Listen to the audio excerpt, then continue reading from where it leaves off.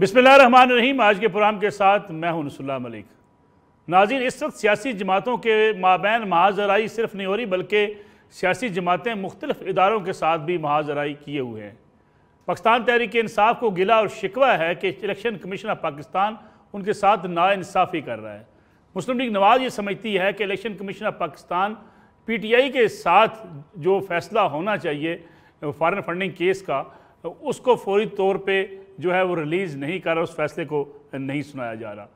एक तरफ पाकिस्तान तहरीक इंसाफ इस्टेब्लिशमेंट से नाराज़ दिखाई देती है, तो दूसरी तरफ पाकिस्तान मुस्लिम लीग नून भी कहीं ना कहीं गिले शिकवे करती हुई नज़र आती है।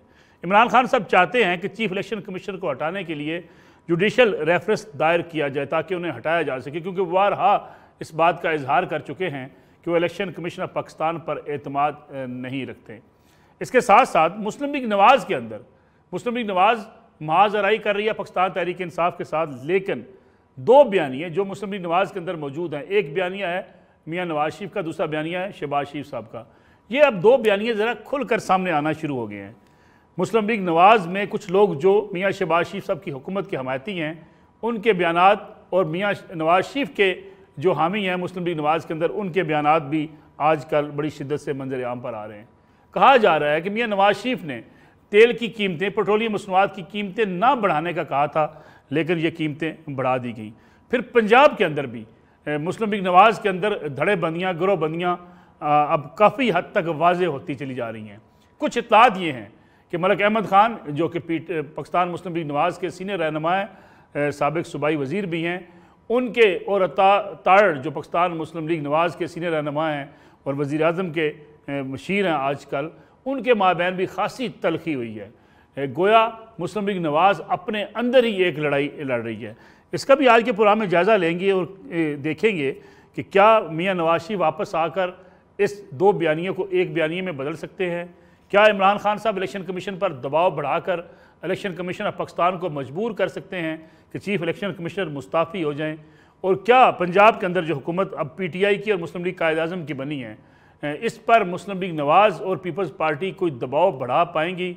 क्या आने वाले इंतखाबात के लिए पंजाब में KPK के अंदर, गिलगित बल्तिस्तान में और आज़ाद कश्मीर में PTI की हुकूमतें मजबूर कर पाएंगी वफाकी हुकूमत को कि मुल्क के अंदर जल्द इंतखाबात करवा दिए जाएँ।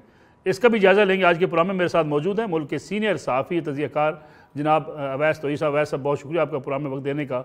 उनके साथ तशरीफ़ रखते हैं सीनियर जर्नलिस्ट, सीनियर तज़कियाकार जनाब हाफ़िज़ तारिक महमूद साहब। हाफ़िज़ साहब, आपका भी बहुत शुक्रिया। अमीर अब्बास, सीनियर जर्नलिस्ट और सीनियर तज़कियाकार भी हमारे साथ प्रोग्राम में मौजूद हैं। तीनों मेहमानों को बहुत शुक्रिया। अवैस तोई साहब, प्रोग्राम का आगाज़ आपसे मैं अगर करूँ तो इस वक्त मुस्लिम लीग नवाज़ बजाय इसके कि वो PTI के साथ लड़े, अपने मुखालफिन के ख़िलाफ़ कोई दम बस्ता होकर जो है वो जद्दोजहद करे, पंजाब के अंदर अच्छी अपोजिशन का किरदार अदा करे, मुस्लिम लीग नवाज़ अपने अंदर ही दो बयानिए लेकर लड़ रही है। एक बयानिया मियाँ नवाज शरीफ साहब का है, एक बयानिया शहबाज शरीफ साहब का है। मुस्लिम लीग मानती नहीं है, लेकिन ये दो बयानिए अब खुलकर सामने आना शुरू हो गए हैं। नसरुल्लाह मलिक साहब, बहुत शुक्रिया। आपने अपने इब्तिदाइये में काफ़ी तफसील से वजूहात भी ज़ाहिर है उसकी भी अक्कासी कर रहे हैं आपके इब्तिदाइया। देखिए, मैं समझता हूँ कि इस वक्त तो बहुत फंसी हुई है। एक ऐसी किश्ती है नून लीग जो बगैर चप्पू के एक दरिया में या एक भंवर के में फंसी हुई है। ख़ास तौर पे ज़िमनी इंतखाबात में शिकस्त के बाद उसके बाद माशी मसाइल जो है उन्होंने घेरे में लिया हुआ है। तो इसका मतलब यह है कि फिर अगर हम चेस बोर्ड पे वापस जाएं और ये तजिया करें कि मसला कहाँ पे ख़राब हुआ, तो फिर तो ये कहना पड़ेगा ना कि वोट ऑफ नो कॉन्फिडेंस जो थी मार्च के अंदर, उसके में सबसे ज़्यादा नुकसान नून लीग ने उठाया। सबसे ज़्यादा इत्तेहादी जमातों के अंदर उसका खमियाजा या सियासी कीमत नून लीग ने अदा की। अपनी सपोर्ट के अंदर डेंट भी आया। अपने ज़िमनी इंतखाबात अपने गढ़ के अंदर जो है अपने उम्मीदवार भी खोए। और फिर लोगों का जो एहतसाब है, लोगों की जो उंगलियों के इशारे हैं कि नून लीग वही थी जो माशी कारकर्दगी में जिसका नाम अपना उनका कहते थे कि सियासी तौर पे के बड़े माहिर हैं। अभी क्या हो गया, 180 184 से 250 तक डॉलर कैसे हो गया, क्लच की तरफ कैसे जा रहा है, या ऐसे नहज पर पहुंच गया मलिक साहब के आर्मी चीफ जनरल बाजवा को डेप्टी सेक्रेटरी ऑफ स्टेट, ठीक है, शर्मन से बात करनी पड़ी कि व्हाइट हाउस जो है अपना सरसूख इस्तेमाल करे और वर्ल्ड बैंक से IMF के साथ लोन हमारे जल्दी रिलीज करे। इसका मतलब ये है, देखिए मैं और आप इकोनॉमिस्ट तो नहीं है, लेकिन इतना पता है कि अगर ऐसा है तो इसका मतलब है कि we are on the verge of collapse. मैं ये कहना नहीं चाहता कि हमारी इकोनॉमी कोलैप्स हो गई, क्योंकि खुदा ना खास्ता अगर ये सूरत हाल है तो न्यूक्लियर स्टेट के लिए एक बहुत बड़ी मुश्किल इकट्ठी होंगी। और ये कहना तहरीक इंसाफ को, देखें पॉइंट स्कोरिंग हो रही है, तहरीक इंसाफ कहती है लो भाई आर्मी चीफ इनके लिए ये काम कर रहा है। भाई इमरान खान साहब जब थे चीन पहले आर्मी चीफ गए, सऊदी अरब गए, उसके पीछे पे इमरान खान मुत्तहिदा अरब अमारात गए, वहां से पैसे लेकर आए। वापस हम उधर आते हैं मार्च के अंदर कि क्या इनको खौफ था एक शख्स से कि उसकी तकरीरी होगी और उसके बाद इमरान खान और एस्टेब्लिशमेंट के जो है वो जो एक नेटवर्किंग है या अंडरस्टैंडिंग है वो इतनी सीमेंटेड हो जाएगी तकरीरी के बाद कि 2028 तक इक़्तिदार टूल पकड़ेगा। तो इसका मतलब है कि हम और आप हक बजानिब है शरीफ बरादरान से बात करने के, शहबाज शरीफ साहब से पूछने के, जरदारी साहब से पूछने के, मौलाना फजल रहमान साहब से पूछने के कि भाई अगर ये मिस एडवेंचर की जरूरत क्या थी, अगर साल भर खान साहब आ जाते तो फिर उनकी कारकर्दगी भी सवालिया निशान थे, उनकी किश्ती भी डोल रही थी, उनकी पॉपुलैरिटी ग्राफ भी नीचे हो गया था। तो अब आप इस भंवर में फंसे हैं, इसी वजह से दो बयानी है किसी टीले पर है। एक टीले पे जो है शहबाज शरीफ साहब की टीम बैठी है जिसमें मिफ्ता इस्माइल हैं, डॉक्टर आयशा गौस पाशा हैं और बहुत सारे लोग हैं, और दूसरी तरफ नवाज शरीफ साहब हैं जो उनके बकौल के पहले दिन से मुखालिफ थे कि आप इस तरह का मिस एडवेंचर ना करें, या इस तरह के अगर करना है तो हुकूमत के बाद जो है फौरन आप असम्बलियां तोड़ दें, इलेक्शन में जाएं। लेकिन अब तो बात खत्म हो गई, इलेक्शन कराएं जब मुसीबत, इलेक्शन ना कराएं जब मुसीबत। तो आप देख ही रहा है नसरुल्लाह साहब के एस्टैब्लिशमेंट सियासी बयाने में फंस गई है।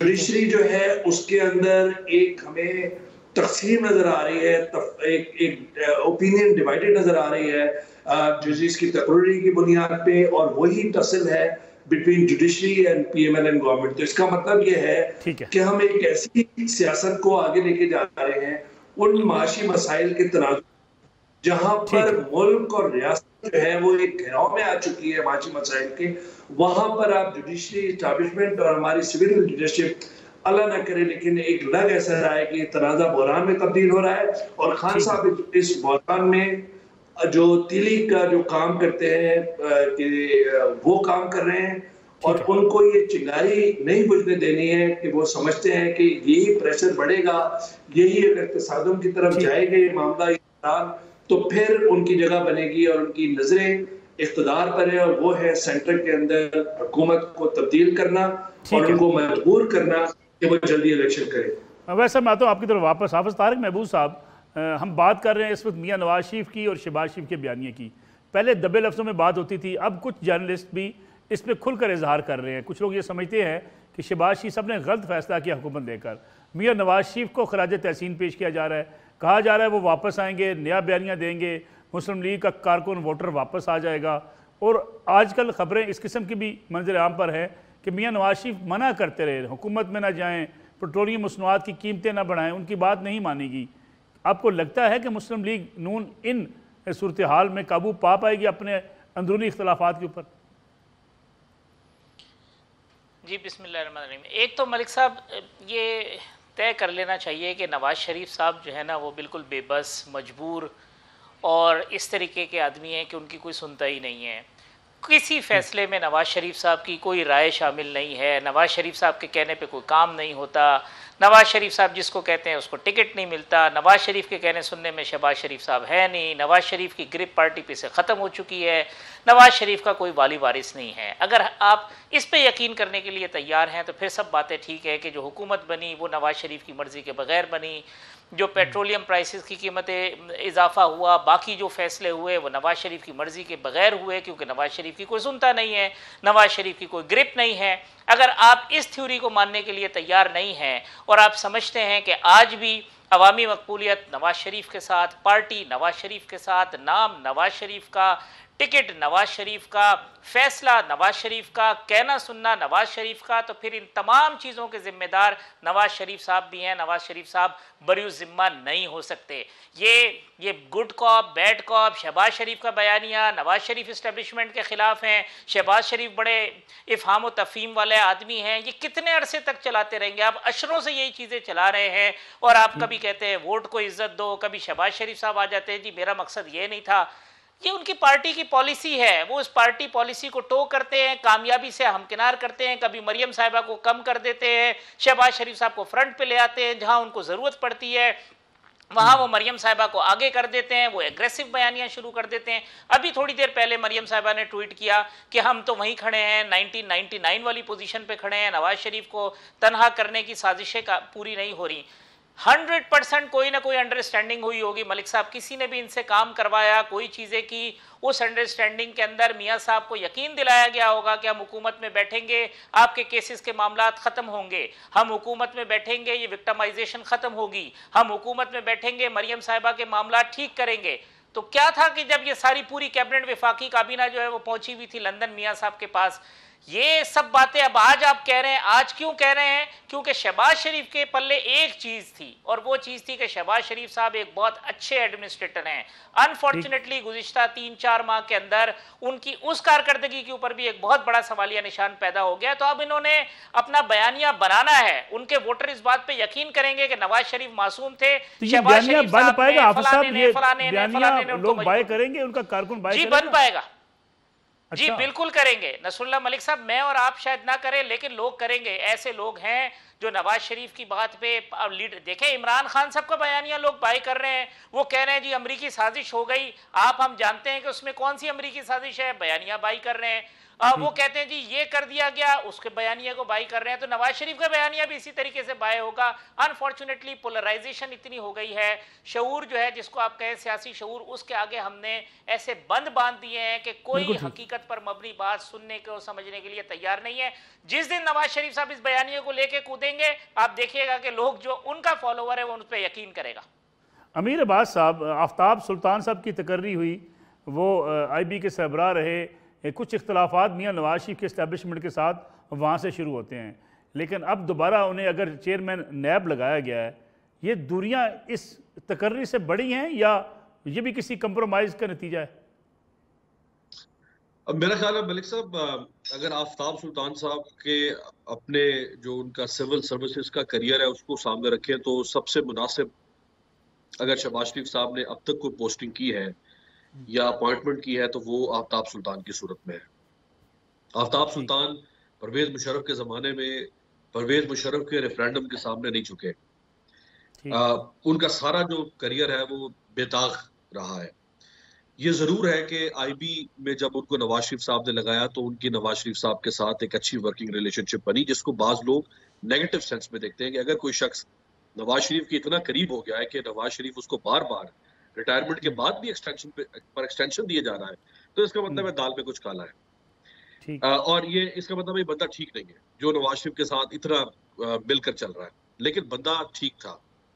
जिधर आप इशारा कर रहे हैं वो जनरल ज़हीरुल इस्लाम अब्बासी जब DGIS आए थे और वो जो धरना हुआ 2014 का, तो उस वक्त उन्होंने IB ने, IB प्राइम मिनिस्टर के मातहत है, तो IB ने ऐसी कुछ चीजें उस धरने से मुतालिक प्राइम मिनिस्टर के सामने रखी जिसका इल्जाम उस वक्त DGIS पर लगता था।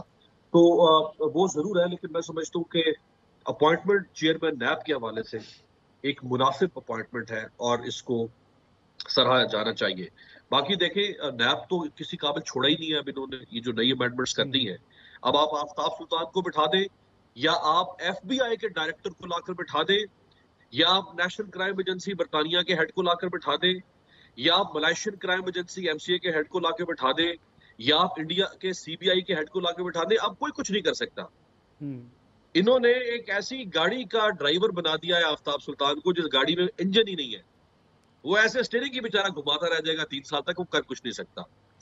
जो बात पहले नवाज शरीफ साहब के बयानिए की हो रही है, जी देखिए, एक बात ज़हन में रखें कि 2023 सितंबर अक्टूबर में जो पाकिस्तान के कुल वोटर्स होंगे उनमें से 45% वोटर की एज होगी 35 साल से कम। ठीक है, यानी 100 में से 45 वोटर होगा 35 साल से कम एज का।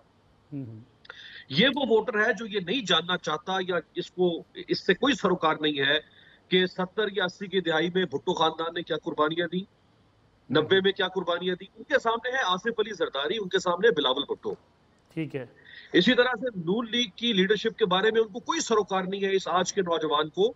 ठीक है, कि नवाज शरीफ साहब ने क्या कुर्बानियां दी, कौन किस हद से वो किस मकतल में गए या नहीं गए।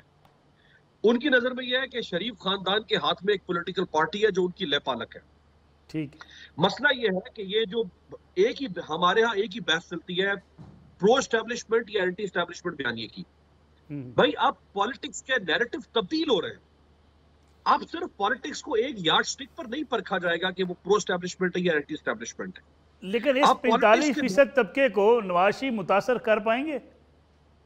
नहीं कर पाएंगे। यही तो मैं आपको बता रहा हूं कि ये देखिए जमाना बहुत आगे चला गया है। ये अटके हुए आज से 20, 25, 30 साल पुरानी सियासत पे। ठीक है, इनको अपनी सियासी जमातों को रिवाइव करना होगा। ये देखिए ना, इमरान खान ने काम किया इस 45% वोटर के ऊपर। इमरान खान जानता था, उसने इनके ऊपर काम किया, सही या गलत, लेकिन उसने इनको कैश करवाया। इन्होंने क्या किया, इन दोनों जमातों ने, इन्होंने कहा ये यूथिये इन्होंने यूथिया कर करके उनको इमरान के और करीब कर दिया। ठीक है, ओ भाई ये यूथिया तुम्हारा वोटर हो सकता था। इसको यानी पीएमएलएन भी अट्रैक्ट करने के लिए कुछ प्लानिंग कर सकती थी। अमीर अब्बास साहब, मुझे एक छोटी सी कमर्शियल ब्रेक प्रोग्राम में शामिल करनी है। वापस आएंगे तो एक नुक्ता जिस पे आपने बात की कि आफ्ताब सुल्तान साहब को लगा दें या किसी को लेके आएँ, एहतसाब तभी हो सकता है जब तक अब नैब के पास प्रॉपर इख्तियारात और नैब प्रॉपर अगर अपना काम करेगी तो। लेकिन हमने माजी में देखा कि जब इमरान खान साहब हुकूमत में थे बड़ा शोर उठा एहतसाब का, लेकिन एहतसाब करने वाले शहजाद अकबर साहब बिलाखिर गायब हो गए। शहजाद अकबर साहब कहाँ पे हैं और क्या महज ये एहतसाब का नारा यही बेचा जाता रहेगा या एहतसाब भी होगा? इस पर बात करेंगे ब्रेक के बाद। प्रोग्राम एक बार फिर खुश आमदीद। अवैस तोही साहब, दो चीज़ें बताइएगा। एक तो ये है कि इमरान खान साहब क्यों रेफरेंस लाना चाहते हैं judicial reference chief election commissioner के खिलाफ? एक अच्छे अफसर हैं राजा सिकंदर सुल्तान, लेकिन इमरान खान साहब की मुसलसल तोपों की जद में हैं। दूसरा ये बताइएगा कि ये नैब या कौमी एहतसाब ब्यूरो, इसको हम कैसे चला पाएंगे? जो भी अमीर बात साहब बात कर रहे थे कि जिसको मर्जी लगा दें जब तक आपकी नीयत ठीक ना हो। शहजाद अकबर साहब थे, पता नहीं माशाल्लाह कहाँ चले गए, हर रोज़ एक नया जो है पेपर्स लेके प्रेस कॉन्फ्रेंस करते थे। जी देखिए नस्ला, एक तो बिल्कुल सही कह रहे हैं मेरे अब्बास, एक तो कानून की बालादस्ती है नहीं, ताकतवर को आप एहतसाब के कटहरे में ला नहीं सकते। मेरे आपके लिए है एहतसाब, हमारे आपके घर पे छापे पड़ सकते हैं, हमारे आपके टेलीफोन टैप हो सकते हैं और हम पे केस भी हो सकता है और फिर हमें गिरफ्तार भी किया जा सकता है। लेकिन जब ताकतवर का आता है तो जब आप गिरफ्तारी होती है, जब उसकी प्रोसिक्यूशन होती है, तो फिर यही अदालत उस्मा सुप्रीम कोर्ट कहती है कि ये पॉलिटिकल इंजीनियरिंग के लिए यूज हो रहा है। तो इमरान खान साहब की हुकूमत में जब ये सुप्रीम कोर्ट ने एक केस में कहा, साद रफीक और सलमान रफीक साहब के केस में, अगर मुझे सही याद है, तसीफ फरमा दीजिएगा अगर गलत हो, और इससे पहले मुशर्रफ साहब के दौर में हुआ, उन्होंने किंग्स पार्टी बनाई, उन्होंने पीपल्स पार्टी को तोड़ने की कोशिश की, उनके मिनिस्टर्स वगैरह, उनके लीडर्स, पैसा सालियात वगैरह, इन सबको लेने की कोशिश की, अपनी हुकूमत में लेकर आए। तो कहने का मकसद ये है, इससे पहले सैफुर रहमान साहब नामे ज़माना थे, वो नवाज शरीफ साहब के बहुत करीब थे, अभी कतर में है, वो एहतसाब ब्यूरो को देख रहे थे। तो एक पूरी तारीख है हमारी मुंतखब हुकूमतों की और फौजी अदवार की, ये तो एज अ टूल यूज हुआ है। लेकिन अवैस तोही साहब, अगर इमरान खान साहब दोबारा इलेक्शन में जाते हैं, इमरान खान साहब के पास बयानिया क्या होगा? अब तो हुकूमत भी कर चुके, गवर्नेंस वो कर चुके हैं, एक ही बयानिया उनके पास बचता है कि मैं वापस इक़्तिदार में आऊँगा, फिर चोरों को पकड़ूंगा, फिर एहतसाब करूँगा। क्या लोग पूछेंगे नहीं कि पौने 4 साल तक शहजाद अकबर साहब जो प्रेस कॉन्फ्रेंसेस करते रहे, वो सारा मवाद लेकर कहाँ चले गए?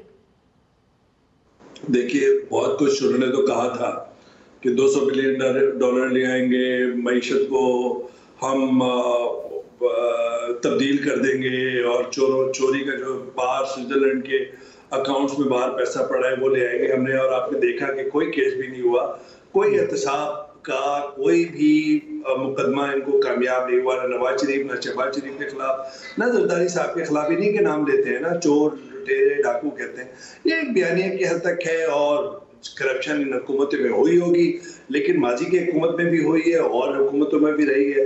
लेकिन इसको साबित करना किस तरह करेंगे? मैं समझता हूँ कि इमरान खान साहब का बयानिया जो है वो अब एक तो मुझे और आपको अगर उनकी सियासत से इत्तफाक हो या इख्तलाफ हो, ये अलग बहस है, बट वो एक सियासी इस्टेब्लिशमेंट है इस वक्त पाकिस्तान, और उन्होंने इस्टेब्लिशमेंट मुखालिफ बयानिए को जो उनकी कमजोरी थी उसको उन्होंने बिल्कुल यकसर तब्दील कर दिया। 2018 में वो इस्टेब्लिशमेंट की बैसाखियों पे आए और अब उन्होंने सारे घोड़े जो है वो सारे तीर जो हैं वो इस्टेब्लिशमेंट के खिलाफ लगा दिए और उन्होंने अपने जो यंगस्टर्स हैं या जो अपने वोटर हैं, अपने चाहने वाले हैं, उनको यकजा कर लिया, कह दिया कि भाई ये बैरूनी साजिश है और उसको पता है कि हमारी सिक्योरिटी एजेंसीज ने कहा कि इस साजिश का लफ्ज इस्तेमाल नहीं है। नेशनल सिक्योरिटी कमेटी में नसरुल्लाह मलिक साहब, आपको भी पता होगा, अमीर अब्बास साहब को, तारिक महमूद साहब को भी पता होगा, लेकिन उसके बावजूद खान साहब यहाँ पे इजलास में कहते हैं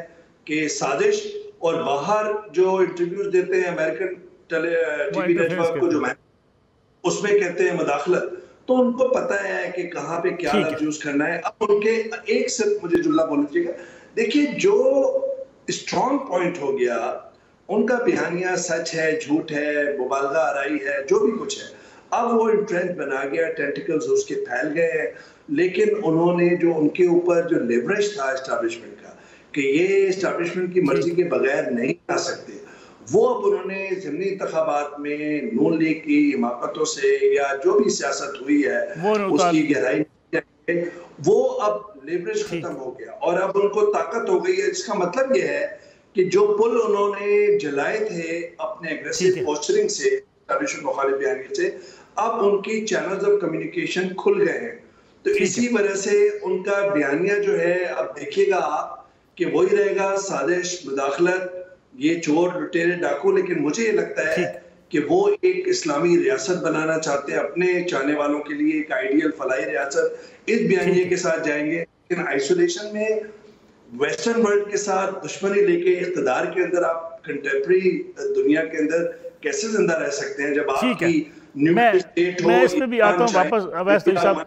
जी ठीक हो गया।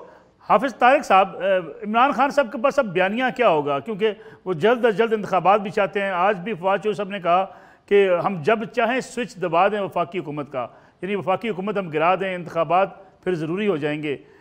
एहतसाब का बयानिया इमरान खान साहब लेकर जाएंगे पब्लिक के पास, क्योंकि एहतसाब का बयानिया इमरान खान साहब का आलमोस्ट पिट चुका है। मेरा ख्याल है कि लेके जाएंगे नसरुल्लाह मलिक साहब और वो इसको इंडोर्स करेंगे। उनके पास दो चीज़ें होंगी, एक ये कि मैं काम कर रहा था, हमने मईशत को सही डगर पर डाल दिया था, किसी को नहीं पता कि आपने कितने कर्जे लिए, अफरात ज़र क्या थी, GDP क्या थी, फलाना थी। ये आम आदमी का मसला ही नहीं है। आम आदमी का मसला है आटा, दाल, चीनी, रोटी। आज आटा जो है वो कराची में 2000 रुपये का मिल रहा है, 20 किलो का थैला, यानी कि 100 रुपये फ़ी किलो हो गया है। इमरान खान साहब का भी आज ट्वीट आप देख लें, वो कंपैरिजन क्या दे रहे हैं कि जब मैंने छोड़ा तो 178 पे डॉलर था, आज 250 पे पहुंच गया। जब मैंने छोड़ा तो पेट्रोल प्राइसेस इतनी थी। वो महंगाई को कैश करेंगे, वो कहेंगे मैं होता तो महंगाई ना होती, मैं होता तो इकॉनमी ठीक हो जाती। वो इसके साथ साथ कहेंगे कि मुझे रोकने वाले कौन थे, मुझे रोकने वाले गैर मुल्की ताकतें थी जो पाकिस्तान के ख़िलाफ़ और इस्लाम के ख़िलाफ़ हैं। और तीसरी चीज़ उनके साथ उसको एडिशन वो करेंगे जिसमें वो ये कहेंगे कि देखें मुझे हटा के आया कौन है, मुझे हटा कर आने वाले ये चोर हैं, डाकू हैं, जिन्होंने सिस्टम को करप्ट कर रखा है। वो इस सिस्टम की तमाम महरूमियों को एक्सप्लॉइट करते आए हैं और ज़्यादा तरीके से वो उसको एक्सप्लॉइट करेंगे कि मुझे एहतिसाब नहीं करने दिया गया, मुझे चोरों को पकड़ने नहीं दिया गया, मुझे करप्शन ख़त्म करने नहीं दी गई, क्योंकि मेरे हाथ में कुछ नहीं था, इदारों को मैं ठीक नहीं कर सका, क्योंकि इस सिस्टम के अंदर ब्यूरोक्रेसी इनकी थी, इस सिस्टम के अंदर इंसाफ नहीं दिला सका, क्योंकि ये जुडिशल सिस्टम करप्ट था। वो इस सारे सिस्टम की महरूमी को और इसकी जो अवाम की मजलूमियत है उसको एक्सप्लॉइट करेंगे और ये बयानिया बनाने में वो माहिर हैं। एक मरतबा फिर वो ये बयानिया बनाएंगे और अपने लोगों को अट्रैक्ट करेंगे और साथ साथ में उस नौजवान नस्ल को जो एंटी एस्टेब्लिशमेंट की बात अमीर अब्बास साहब ने की, पाकिस्तानी सोसाइटी में ये सेंटीमेंट है कि पाकिस्तान जो है कि वो ग्रो ना करने में, पाकिस्तान की डेमोक्रेसी को आगे ना बढ़ाने में, इदारों के मजबूत ना होने में कहीं ना कहीं इस्टेब्लिशमेंट का हाथ रहा है। तो ये एंटी इस्टेब्लिशमेंट बयानिया उनकी इस महरूमी को एक्सप्लॉयटेशन वाले बयानी के साथ सपोर्ट करके वो इलेक्शन में जाएंगे। अमीर अब्बास साहब ज़रा मुझे ये समझा दीजिएगा कि अगर इलेक्शन होते हैं, पंजाब में पीटीआई की हुकूमत, चौधरी परवेज़ साहब पीटीआई के वज़ीर आला हैं मुस्लिम लीग कायद आज़म से, केपीके के अंदर जो है वो पिछले दूसरा टिनोर शुरू हो चुका, तीसरा, और वहाँ पे पीटीआई की हुकूमत, गिलगित बल्तिस्तान में हुकूमत, आज़ाद कश्मीर में हुकूमत, ये तमाम सूबाई हुकूमतों के होते हुए इमरान खान साहब पंजाब के इलेक्शन में, पंजाब में जब जाते हैं आवाम के पास, क्या कहेंगे? अगर पंजाब में गवर्नेंस बेहतर नहीं होती, पंजाब में अगर महंगाई होती है, अगर पंजाब में हुकूमत डिलीवर नहीं कर पाती, क्योंकि सबसे बड़ा चैलेंज उस्मान बुज़दार साहब बने थे इमरान खान साहब के लिए, उनकी परफॉर्मेंस दुरुस्त नहीं थी, पंजाब में लोग उनके साथ नहीं थे। अब क्या करेगी पीटीआई? मेरा ख्याल है इमरान खान साहब क्या कहेंगे लोगों में, शायद उनको भी इतना अच्छा अंदाजा नहीं होगा जितना जबरदस्त तरीके से तारिक साहब ने बयान कर दिया कि इमरान खान साहब क्या कहेंगे।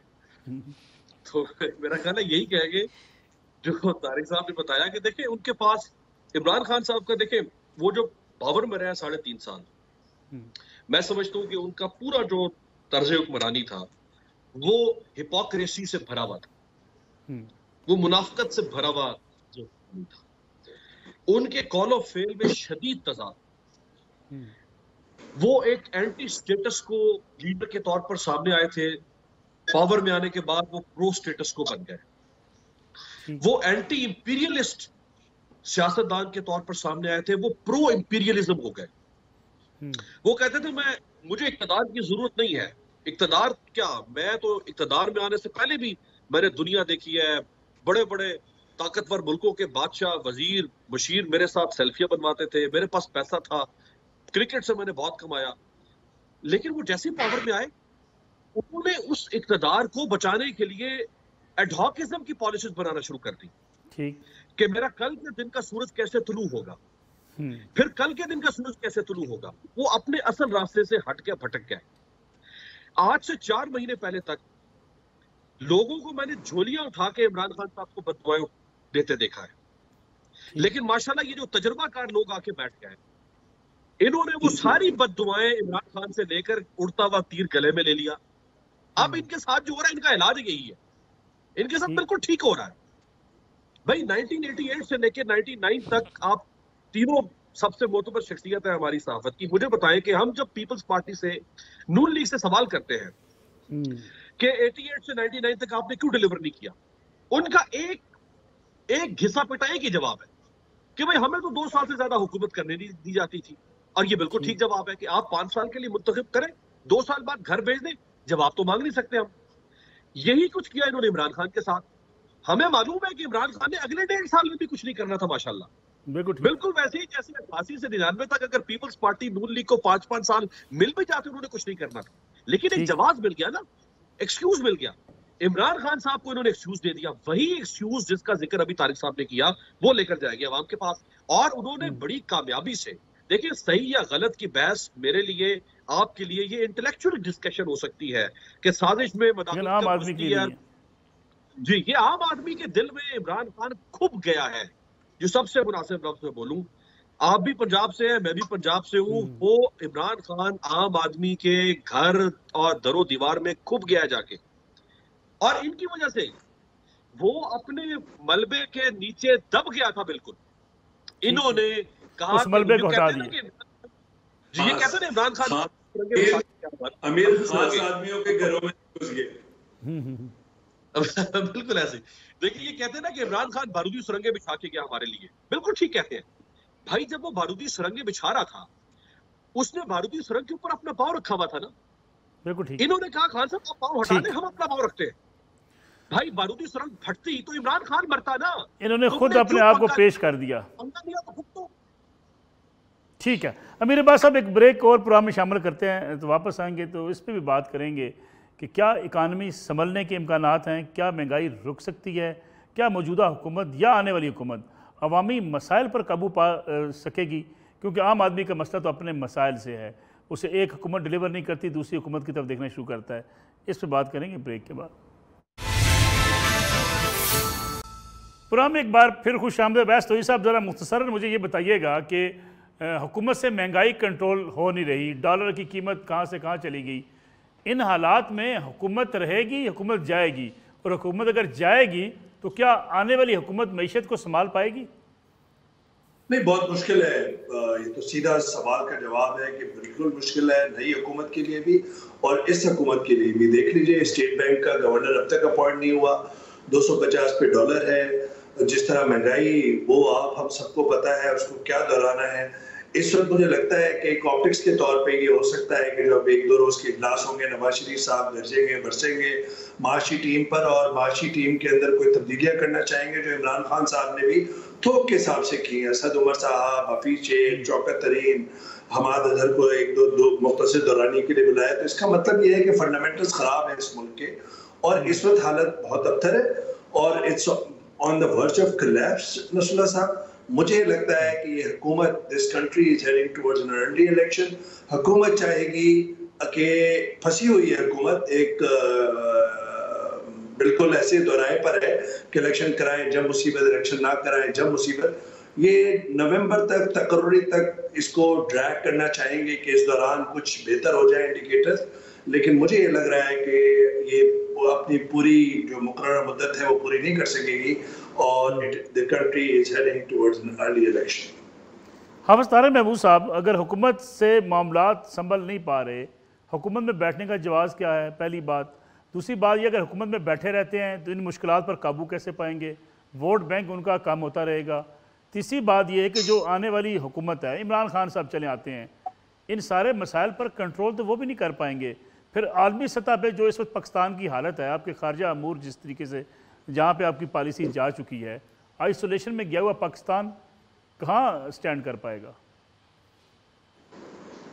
ये बहुत मुश्किल सूरत हाल है। एक तो जब तक सियासी इस्तेहकाम नहीं आएगा, माशी इस्तेहकाम नहीं आएगा। सियासी इस्तेहकाम इमरान खान को सूट नहीं करता। वो अपनी जीत के लिए हर हरबा इस्तेमाल कर रहे हैं, ये सोचे समझे बगैर कि अगर रियासत हार जाती है तो इमरान खान की जीत जो है वो कोई मानी नहीं रखती। इमरान खान जीत कर भी हार जाएंगे। वो उस सिचुएशन में मुल्क को ले जा रहे हैं जहाँ पे कोई भी ठीक नहीं कर सकता। हुकूमत बहुत मुश्किल में है। वो आज अगर इलेक्शन का फैसला करती है तो उसका आता है कि ये सारा मलबा जो गुज़िश्ता 3-4 माह का है उसको उठा के शायद वो इलेक्शन में ना जा सके। तो वो अजीब कन्फ्यूजन का शिकार है कि इलेक्शन कराते हैं तो मुसीबत, नहीं कराते तो इस मलबे को उठाना पड़ेगा। वो टाइम चाहते हैं। बिल्कुल अवैध साहब ने कहा कि एक तो वो नवंबर का वक्त गुजारना चाहते हैं ताकि वो जो ख़तरा उनके ऊपर मंडला रहा है वो ख़त्म हो, क्योंकि लगता यह है कि अगर ये नवंबर वाला मामला इमरान खान साहब की तरफ चला गया तो शायद उनकी आगे जो सियासत है वो और ज़्यादा डैमेज हो जाएगी। लेकिन खान साहब को सोचना चाहिए कि वो इस सूरत हाल को कहाँ ले जा रहे हैं। दूसरा सबसे बड़ा प्रॉब्लम यह है मलिक साहब कि जिस घर का बुज़ुर्ग या रहता नहीं है या अपनी इज्जत खो बैठता है तो उस घर में बच्चे जो है वो आपस में लड़ते रहते हैं और सब कुछ तबाह हो जाता है। यहाँ भी यही हो रहा है। यहाँ जो है कोई ऐसा नहीं है जो इन सब बच्चों को बिठा के किसी तरीके से मामले को हल करा सके। एतबार करने पे तैयार नहीं है, किसी की इज्जत करने पे तैयार नहीं है, और अनफॉर्चुनेटली कोई स्टेट इंस्टीट्यूशन ऐसा नहीं छोड़ा है जिसके ऊपर उंगलियां ना उठ रही हों। इस सूरत हाल के अंदर इमरान खान साहब हों, आप हों, अमीर अब्बास साहब हों, अवैस तौहीद साहब हों, किसी मस्जिद के पेश इमाम को बिठा दें, दुनिया के ज़हीन तरीन दिमाग को बिठा दें, ये इमरान खान साहब बन जाएंगे तो ये हुकूमत उनको चैन से नहीं बैठने देगी। ये हुकूमत बैठी हुई है, इमरान खान साहब उनको चैन से नहीं बैठने देंगे जब तक नेशनल कोर एजेंडे के ऊपर कंसेंसस नहीं होगा, इकोनॉमी पे, फॉरेन पॉलिसी पे, नेशनल सिक्योरिटी पे, और इस बात पे कि जो इलेक्शन है वो ट्रांसपेरेंट हो, जिस पर सबका एतबार हो। ये सूरत हाल ख़राब से ख़राब तर होती चली जाएगी और रियासत डूबती चली जाएगी। अमीर अब्बास साहब, जो गलती मुस्लिम लीग नवाज़ ने की कि इमरान खान साहब अनपॉपुलर हो रहे थे, हुकूमत ले ली, उनको हुकूमत से निकाल दिया, आज अनपॉपुलर मुस्लिम लीग नवाज़ है। अगर आज इंतखाबात होते हैं, अर्ली इंतखाबात, फौरी इंतखाबात हो जाते हैं, इमरान खान साहब इक़्तिदार में आते हैं, उन्हें क्या फ़ायदा होगा? मईशत संभलेगी नहीं, महंगाई रुकेगी नहीं, डॉलर की कीमत कंट्रोल नहीं होगी, आपको IMF से और दीगर ममालिक से सपोर्ट मिलेगी नहीं। ऐसी सूरत हाल में इमरान खान साहब क्या करेंगे? मेरा ख्याल है वो एक शेर है मलिक साहब के, हाथ उलझे हुए रेशम में फंसा रखे हैं, अब बताओ किस धागे को जुदा किससे। एक ऐसा गुंजल पड़ गया है पाकिस्तान, ऐसा गुंजल पड़ गया है कि अब आपको सिरा दिखाई नहीं दे पा रहा। बिल्कुल सही आपने सवाल उठाया कि इमरान खान भी आ जाएंगे तो ऐसा तो नहीं कि वो आते साथ ही सारी दुनिया उनकी बारी जाएगी और पैसा निछावर कर देगी, या वो फराद बन के पेशे मारते फिरेंगे और दूध की नहरें फूटेंगी, ऐसा तो नहीं होगा। लेकिन जो चल रहा है मलिक साहब, ये भी नहीं चल सकता। अब बड़ी दिलचस्प बात है, जो होगा वो भी नहीं चल सकता, जो चल रहा है ये भी नहीं चल सकता। पिछले 4 माह के अंदर मलिक साहब 7 अरब 40 करोड़ डॉलर्स के रिजर्व्स कम हुए पाकिस्तान के, 7.5 अरब डॉलर्स। ठीक। आज अद्वियात बनाने वाली कंपनियां कह रही है कि हम दवाइयां नहीं बना सकते, हमें जो रॉ मटेरियल है वो महंगा इंपोर्ट करना पड़ रहा है। आज गाड़ियां बनाने वाली कंपनियां कह रही हैं कि हम ऑर्डर्स कैंसिल कर रहे हैं, पैसे वापस करते हैं, सूद के साथ वापस करते हैं, हम गाड़ियां नहीं बना सकते। डॉलर का जिक्र ओवैस तौहीद साहब ने कर दिया। दुनिया के 4 मोतबर इदारे जो मईशत को देखते हैं, 4 मोतबर इदारे, स्टैंडर्ड एंड पुअर्स, उसने पाकिस्तान की रेटिंग पिछले 4 महीनों में स्टेबल से नेगेटिव कर दी है। ठीक। मूडीज इन्वेस्टर्स, दुनिया का दूसरा मुस्तनद मोतबर इदारा, उसने पाकिस्तान को स्टेबल से नेगेटिव कर दिया है। फिच, जो अमेरिकन क्रेडिट रेटिंग एजेंसी है, उसने पाकिस्तान को नेगेटिव कर दिया है स्टेबल से। चौथा ब्लूमबर्ग ने 2 दिन पहले आर्टिकल लिखा है कि पाकिस्तान बिल्कुल बरलबे डिफॉल्ट पहुंच चुका है। कोई खैर की खबर। आज देखिए, गोशवारा खोल लेते हैं, इन 4 महीनों का एक गोशवारा खोल लेते हैं, हिसाब किताब कर लेते हैं कि पाया क्या खोया क्या। ठीक। कोई एक चीज मुझे बता दे, आप जय्यद लोग बैठे हैं जो इस हुकूमत ने हासिल की हो, सिवाय इमरान खान को धक्के देके निकालने के। हम मान लीजिए इमरान खान आपका मुखालिफ। लेकिन अमीर अब्बास साहब, सवाल मेरा अगेन वही है, हमने पूरी हिस्ट्री में कभी महंगाई वापस जाते नहीं देखी, कभी रुपए की कदर जो कम हुई है उसको ऊपर जाते नहीं देखा, कभी मुल्क की माशी हालात अगर बिगड़ गए तो वापस उस स्टेज पे आते कभी नहीं देखे। इमरान खान साहब कैसे ले आएंगे? नहीं ला सकेंगे, जाहिर बात है। लेकिन एक फर्क, कोई भी नहीं ला सकता। एक फर्क सिर्फ ये है, देखिए, पॉलिटिकल स्टेबिलिटी और इकोनॉमिक स्टेबिलिटी के दरमियान जो रिश्ता अज़दवाज है वो है डायरेक्टली प्रोपोर्शनल। ठीक। डायरेक्टली प्रोपोर्शनल का मतलब ये है कि जैसे जैसे सियासी इस्तेहकाम का पारा ऊपर जाएगा, मुआशी इस्तेहकाम का पारा ऊपर जाएगा। ये इनवर्सली प्रोपोर्शनल नहीं है, ये डायरेक्टली प्रोपोर्शनल है। आप मुल्क में सियासी इस्तेहकाम लेकर आ जाए, किसी भी भाई, आप भले यार छोड़ दें मलिक साहब, आप इमरान खान, शहबाज शरीफ, आसिफ ज़रदारी, आप किस पिंक पैंथर को पाकिस्तान के वज़ीर आज़म बना दे, सौ बिस्मिल्लाह, इस्तेहकाम ले आए इस मुल्क में सियासी, आपकी मईशत के सारे ये झपके खत्म हो जाएंगे। जब सियासी इस्तेहकाम ही नहीं है। अमीर अब्बास साहब, उस्मान बुज़दार साहब का नाम दे दे आप, सियासी इस्तेहकाम लाके उस्मान बुज़दार को। लेकिन वैसे ये बात आप माने, जिस दिन से बुज़दार साहब गए हैं अमीर अब्बास साहब, ये सियासी बहरान खत्म नहीं हुआ, फकीर आदमी थे। सही बात है, किसी पहुंचे में बुजुर्ग। जी वैसा आप फाइनल कमेंट करते हैं। कदावर शख्सियत नवाज शरीफ साहब खड़े होंगे तो कुछ ना कुछ सैंडविच हो सकता है। Thank you very much Awais Tauheed साहब, अमीर अब्बास साहब हमारे साथ मौजूद थे, हाफ़िज़ तारिक महमूद साहब आपका बहुत शुक्रिया। नाज़रीन, इंशाल्लाह कल आपकी खिदमत में दोबारा हाज़िर होंगे। इजाज़त दीजिए, अल्लाह हाफ़िज़।